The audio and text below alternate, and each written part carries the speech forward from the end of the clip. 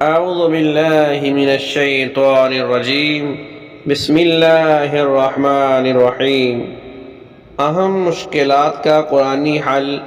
جب انسان بہت ہی زیادہ غمگین ہو تو اس آیت کا ورد کرے، لا الہ الا انت سبحانک انی کنت من الظالمین۔ جب انسان تکلیف میں مبتلا ہو تو یہ آیت پڑھے، انی مسنی الضر وانت ارحم الراحمین۔ جب انسان کسی دشمن کے خوف میں مبتلا ہو تو اس آیت کا ورد کرے، حسبنا اللہ ونعم الوکیل، حسبنا اللہ ونعم الوکیل۔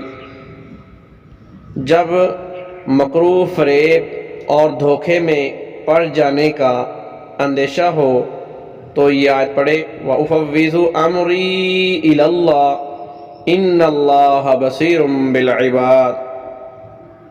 صدق اللہ العظیم۔